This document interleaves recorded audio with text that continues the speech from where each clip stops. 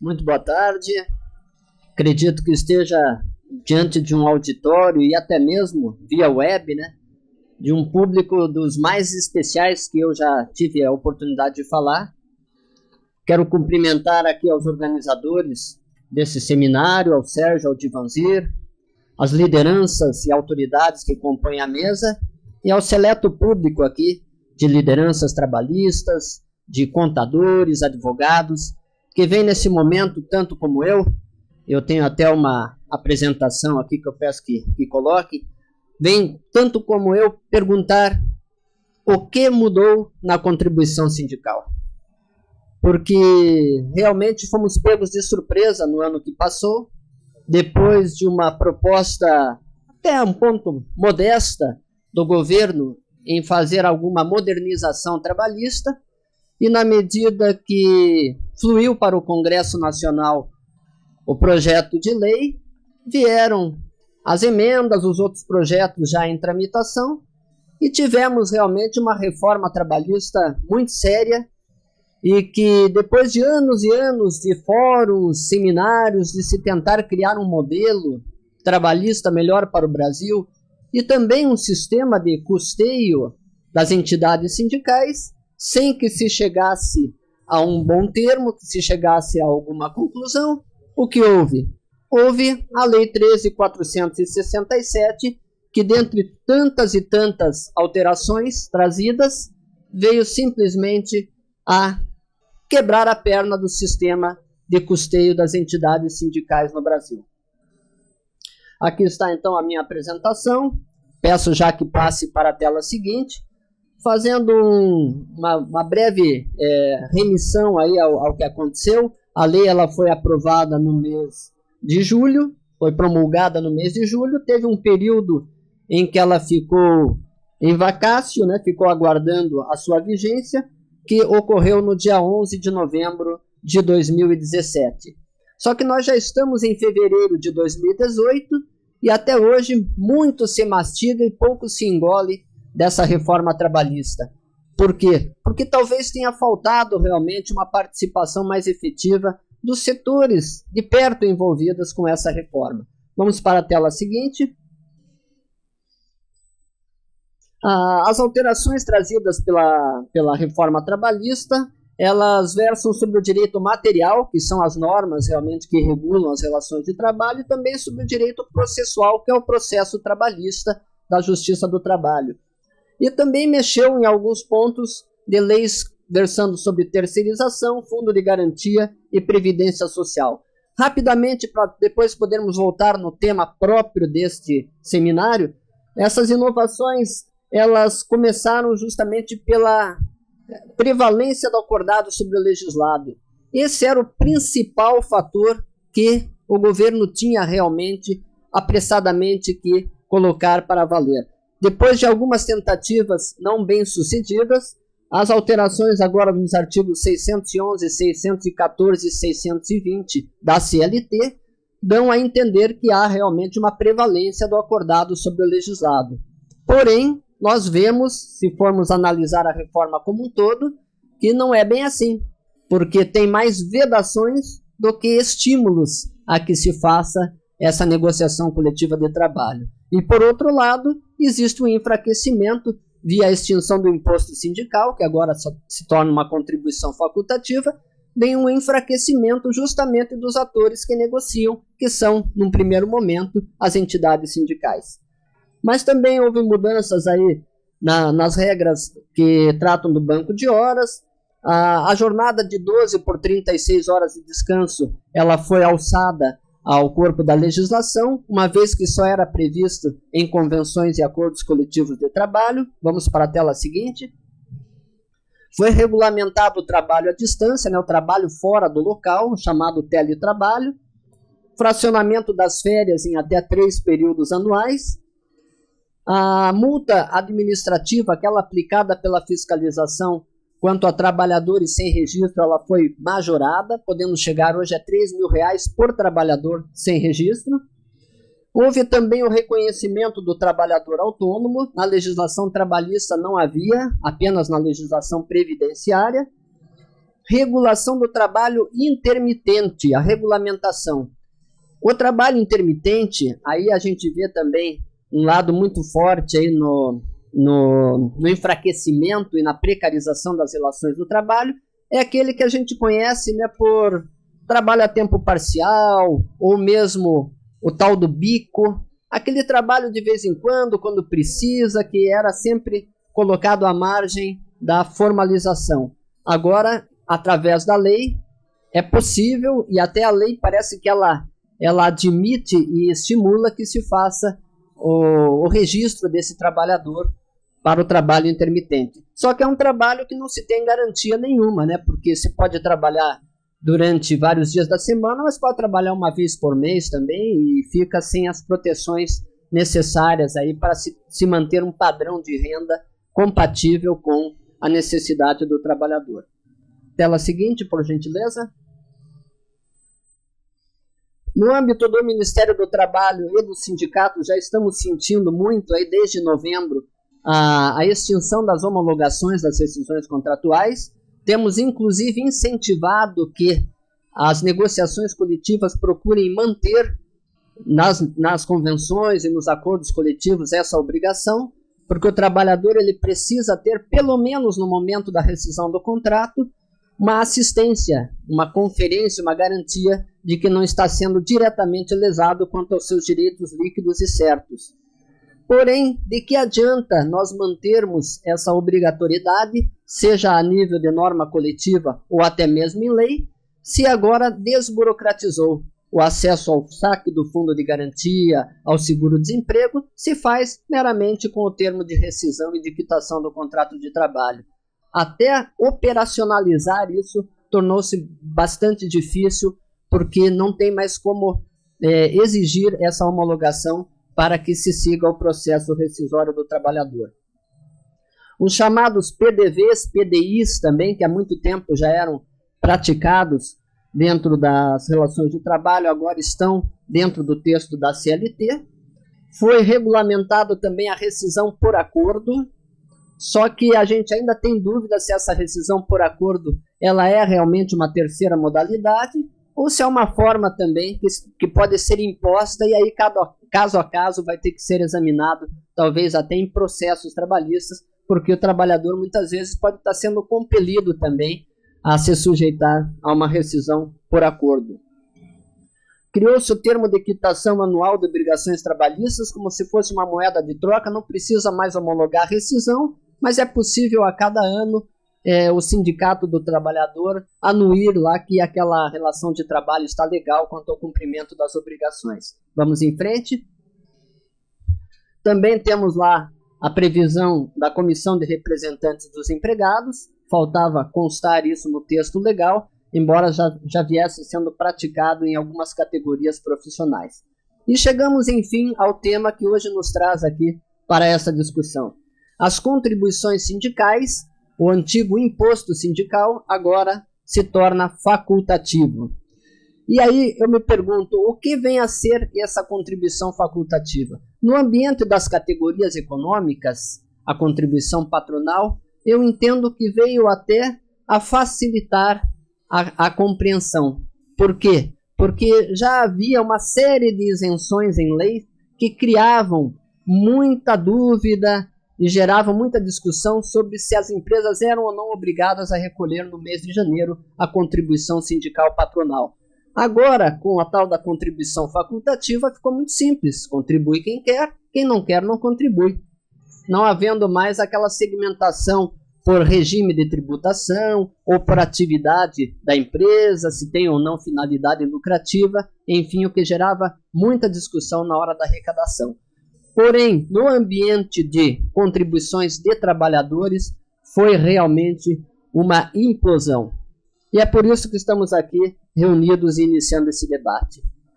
E foi tão ruim para o lado dos trabalhadores e das suas representações diretas, pelo seguinte motivo: essas contribuições, queiram ou não, elas passam pelas mãos dos empregadores. E os empregadores, obviamente, muitas vezes assessorados pelos seus contabilistas, pelos seus advogados. fosse uma contribuição meramente espontânea, eu acho que o problema, Sérgio, estaria todo ali no relacionamento do sindicato com os seus representados. Mas não, existe o desconto do salário que passa por uma guia, que é o empregador que vai ter que ir lá recolher ou mandar recolher. Enfim, a discussão cresce. Até que ponto estamos preparados para isso? Vejam como é que ficou o artigo 578. Só mudou ali, né? O 578 e nada mudou. As contribuições elas continuam sendo devidas. Então, o sistema de rateio, a emissão de guias, os períodos de arrecadação, nada disso foi alterado pela nova norma. Vamos em seguida para a próxima tela.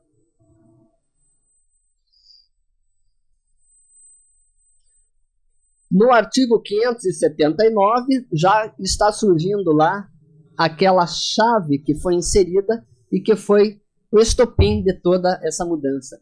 O desconto está condicionado à autorização prévia e expressa dos que participam da categoria, seja econômica, profissional ou de uma profissão liberal. Como é que pode uma legislação regulamentar alguma coisa e dizer assim, cumpre quem quer? É muito anacrônico, né? É difícil entender. Vamos criar uma regra de jogo, o jogador que quiser seguir a regra segue, o jogador que não quiser não segue, e aí, que jogo vai ser esse? Fica realmente muito difícil. Então, o termo autorização prévia e expressa é o que vai definir daqui para frente quem realmente vai ou não contribuir e sob qual pretexto. Também o artigo 502, que fala justamente da contribuição dos trabalhadores, que muito bem foi lembrado agora, desconta-se já na folha de pagamento do mês de março para recolhimento em abril. Lá no final está, dos que autorizaram prévia e expressamente o seu recolhimento aos respectivos sindicatos. Vamos para a próxima. O 583 fala somente da parte ali dos trabalhadores autônomos, profissionais liberais. E logo em seguida eu vou passar para os artigos que tratam da negociação coletiva. Qual que é a minha visão, que é uma visão de Ministério do Trabalho também? Nós estamos passando por um período de assimilação de tudo isso. Esse tempo de 4 meses para a lei entrar em vigor, isso não é nada. A história trabalhista do Brasil, a conquista dos direitos, o encontro dos interesses, o crescimento dos sindicatos, das federações, confederações, isso já vem de pelo menos 70 anos. E agora, de um ano para o outro, a regra muda. Então nós temos que ter muito cuidado daqui para frente. É lógico, outros que virão aqui ao microfone também vão expor seus pontos de vista, defender a maneira como vem. Mas, enfim, o que mudou na contribuição sindical? Nós vamos ver ainda. E não só ver, fazer acontecer.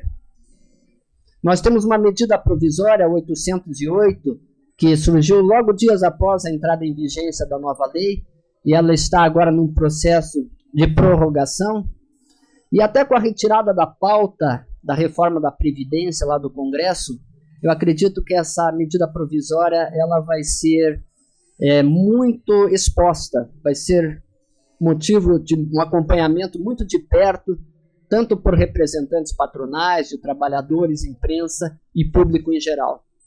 E ali existem emendas de toda sorte, mais de 1000 emendas, inclusive tratando da questão da contribuição sindical.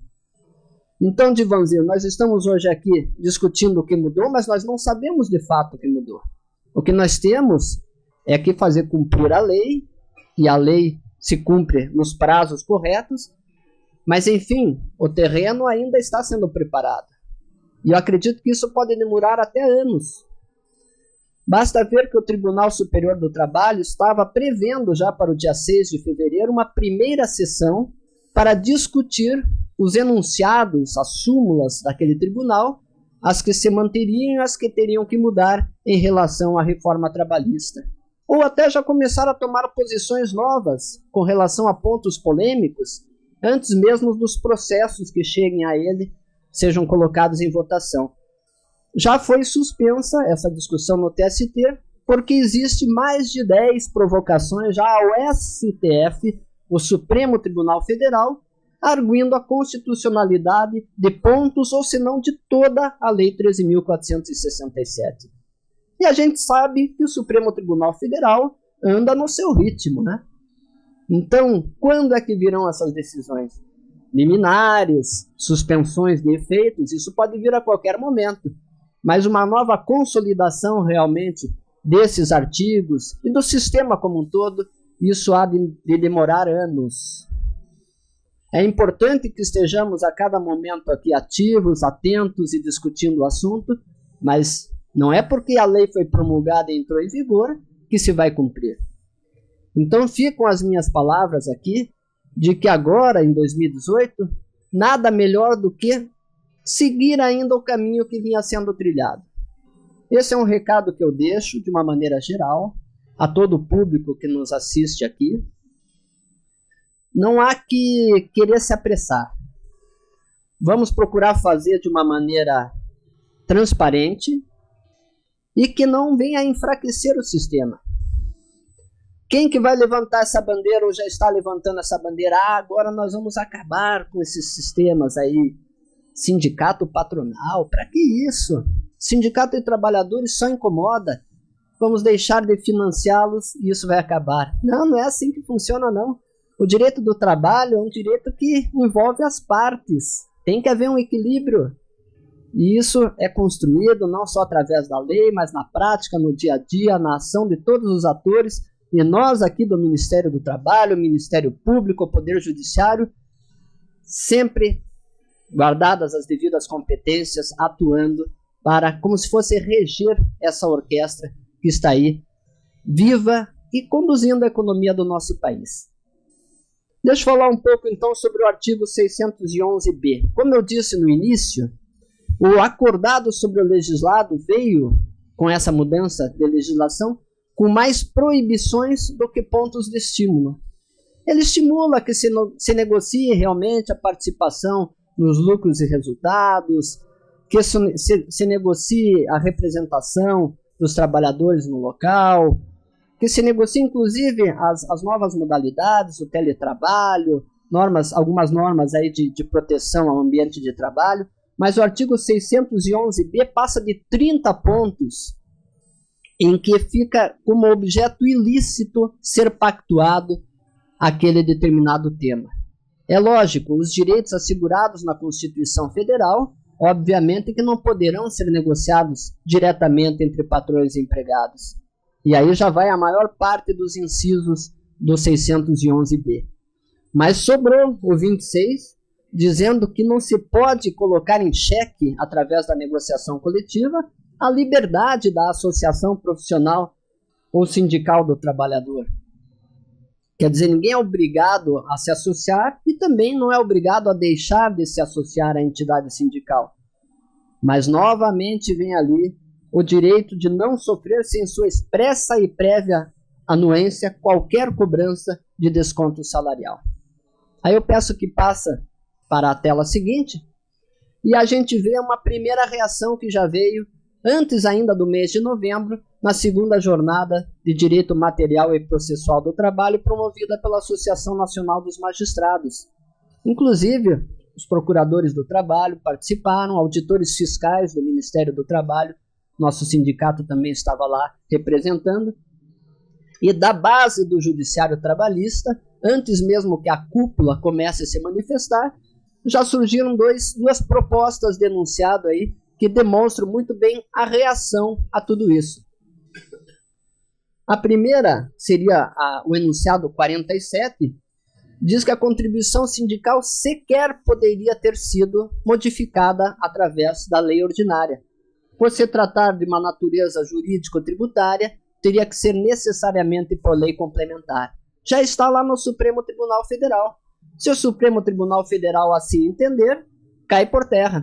Não se pode mexer no Instituto da Contribuição Sindical através de lei ordinária, teria que passar por um outro processo legislativo, que é o da lei complementar. E já quase finalizando, vamos para a tela seguinte. Vejam que interessante, certamente isso será repetido aqui no decorrer da tarde, mas a principal reação com relação a ter uma prévia autorização ao desconto da contribuição sindical dos trabalhadores é se ela pode ser ou não deliberada coletivamente. E grande parte dos magistrados reunidos, com o apoio de procuradores e auditores fiscais, já entendem que é possível sim que essa prévia e expressa autorização não seja ali na exposição individual de cada trabalhador perante o seu patrão, mas sim de uma maneira coletiva no ambiente propício que é a Assembleia Geral. Chegando a dizer, inclusive, que a decisão da Assembleia Geral, uma vez aprovada, estende-se a toda a categoria, que é um debate que sempre envolveu também os poderes constituídos quando se trata daquelas outras contribuições que não a de lei.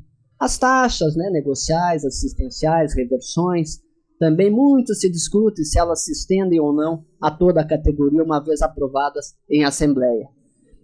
E para finalizar, e eu acho o ponto mais interessante ainda desse entendimento que surgiu da jornada do direito do trabalho, é que o poder de controle do empregador é incompatível com essa manifestação individual sobre o desconto da contribuição sindical. É o constrangimento, é o temor, é o risco que o trabalhador tem de assinar uma lista dizendo que ele concorda com o desconto e ele, quem sabe, já ficar visado pelo seu próprio empregador como alguém que está querendo enfrentamento. Ah, o fulano, então, concorda com o desconto da contribuição sindical, então ele quer fortalecer o sindicato para enfraquecer a empresa. Enfim, tudo isso só vem para emergir novamente essa luta conflituosa do capital com o trabalho. Nós esperávamos uma reforma trabalhista que viesse realmente estimulando a negociação coletiva, tentar até aproximar, num ambiente capitalista, numa economia muito competitiva, vir normas que estimulam o conflito, isso é muito ruim. Então, nós vamos ter que, enfim, sedimentar esses entendimentos. É cedo ainda, mas é claro, eu não vim tomar o tempo dos senhores, já agradecendo o convite aqui à organização, eu não vim aqui para deixar de falar sobre o que mudou com a contribuição sindical. O que mudou é isso. Agora, a prática cabe a todos nós a cada dia fazermos. São essas as minhas palavras iniciais e a gente continua aí para buscar, dentro do possível, engrandecer esse debate.